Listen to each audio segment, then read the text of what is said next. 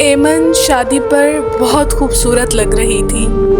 یوں لگتا تھا جیسے وہ کسی اور دنیا سے آئی ہو۔ سعد بھی اس شادی سے بہت خوش تھا۔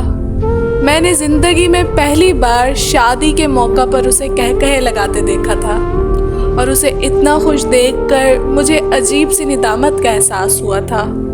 اگر مجھے یہ پتا ہوتا کہ مجھ سے پیچھا چھوٹ جانے پر وہ اتنا خوش ہوگا تو میں بہت پہلے یہ کام کر گزرتی۔ وہ دونوں بہت خوش تھے اور میں ان کی خوشی پر خوش تھی۔ سعد شادی کے بعد میرا سامنا کرنے سے کتراتا تھا اور یہی حال میرا بھی تھا۔ میں ان دونوں کو کسی مشکل لمحے سے دوچار نہیں کرنا چاہتی تھی، سو کوشش کرتی تھی کہ ان سے زیادہ سامنا نہ ہو۔ پھر زندگی اپنے معمول پر آ گئی تھی۔ میں نے BA کرنے کے بعد ایک اسکول جوائن کر لیا تھا۔ امی نے میرے کئی اچھے رشتے بھی معمولی سی خالہ پر ٹھکرا دیے۔ میں 24 سال کی ہو گئی تھی۔ زندگی آہستہ آہستہ گزرتی جا رہی تھی۔ میری عمر بڑھانے والا ہر سال امی کی پریشانی میں اضافہ کر دیتا، مگر میں کیا کر سکتی تھی؟ نہ میں وقت کے پہیے کو روک سکتی تھی، نہ امی کی پریشانی کو ختم کر سکتی تھی۔ ہاں، اگر میں کچھ کر سکتی تھی تو وہ صبر تھا، اور میں یہ کام برسوں سے کر رہی تھی۔ دن ایسے ہی گزر رہے تھے جب اچانک ہماری زندگی میں بھونچال آ گیا تھا۔ وجہ اس بار بھی ایمن ہی تھی۔ وہ سعد سے طلاق چاہتی تھی اور اس کا کوئی معقول وجہ اس کے پاس نہیں تھی۔ اس کی شادی کو 4 سال گزر گئے تھے۔ ایک بہت خوبصورت بیٹا بھی تھا اس کا، جس کا نام حدید تھا۔ سعد کا کاروبار ترقی کر رہا تھا۔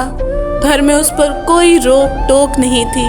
سعد اس پر جان چھڑکتا تھا، پھر بھی وہ طلاق چاہتی تھی، اور طلاق حاصل کرنے کے لیے وہ ہمارے پاس نہیں آئی، بلکہ اپنی ایک دوست کے گھر اس نے رہائش اختیار کر لی، اور وہ حدید کو بھی چھوڑ گئی تھی۔ سعد اور خالہ بے حد پریشان تھے، اور ہم لوگ صرف پریشان نہیں تھے، ہم پر تو جیسے گھڑوں پانی پڑ گیا تھا۔ ایمن میری بہن تھی، مگر مجھے اس سے اس طرح کی توقع نہیں تھی۔ ہزار وقتوں کے بعد سعد نے اس کی رہائش گاہ کا پتہ چلایا تھا، مگر اس نے سعد سے بات کرنے سے قطعی طور پر انکار کر دیا، اور اسی سلوک کا سامنا ہمیں کرنا پڑا جب سعد نے ہمیں اسے سمجھانے کے لیے بھجوایا تھا۔ پھر بھی ہم ایک بار نہیں 20 بار اسے سمجھانے کے لیے گئے تھے، مگر اس نے ہمیشہ ہم سے ملنے سے انکار کر دیا۔ پھر جب سعد نے طلاق سے انکار کر دیا تو اس نے خلا کا کیس کر دیا۔ سعد کی حالت ان دنوں پاگلوں جیسی تھی۔ اس کا بسا بسایا گھر اجڑ رہا تھا، اور وہ اس کی تباہی دیکھنے پر مجبور تھا۔ وہ دن میں 3 بار ایمن کے گھر جاتا کہ شاید وہ اس سے کوئی بات کر لے، شاید وہ اپنی خفگی کی وجہ بتا دے، مگر وہ اس کے سامنے نہیں آئی۔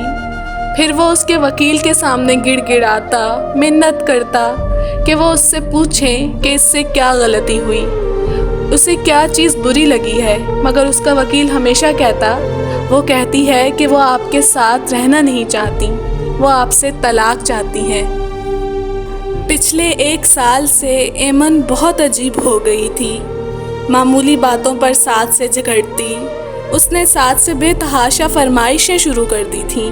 سعد ان سب باتوں سے پریشان تھا، مگر پھر بھی وہ اس کی ہر بات مان لیتا۔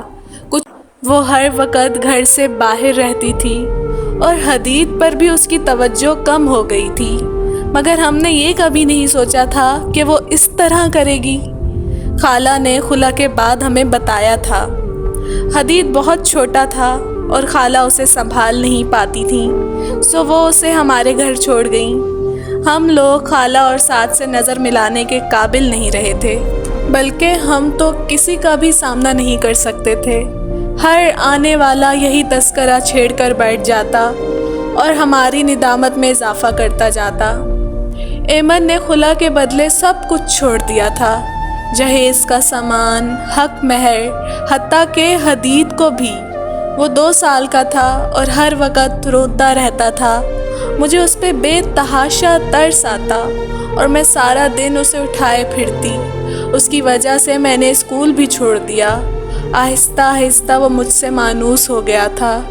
مجھے اس سے اس لیے محبت تھی کہ وہ ایمن اور سعد کا بیٹا تھا، اور اس لیے بھی کہ اس نے ماں کے ہوتے ہوئے بھی اسے کھو دیا تھا۔ میں جب بھی اس کا چہرہ دیکھتی مجھے ایمن یاد آ جاتی۔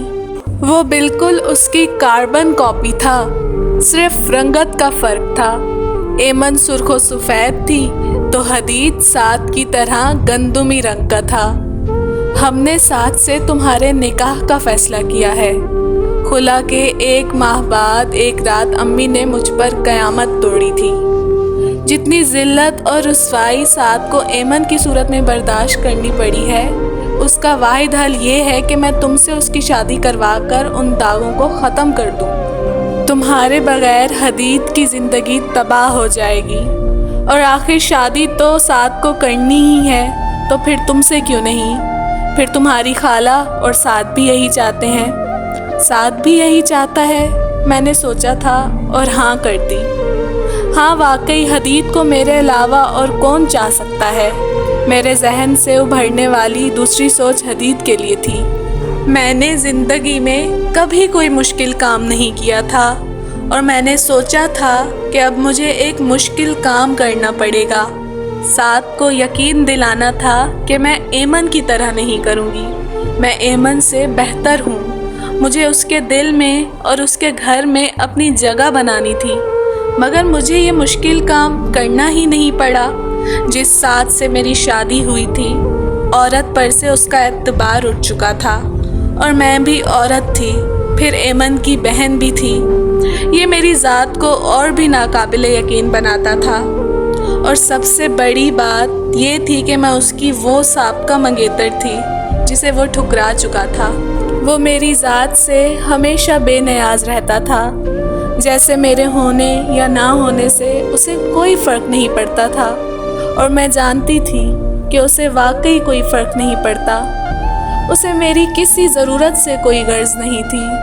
وہ ہر ماہ مجھے ایک محدود سی رقم تھما دیتا، اور پھر پورا ماہ مجھے اسی رقم میں گزارا کرنا پڑتا تھا۔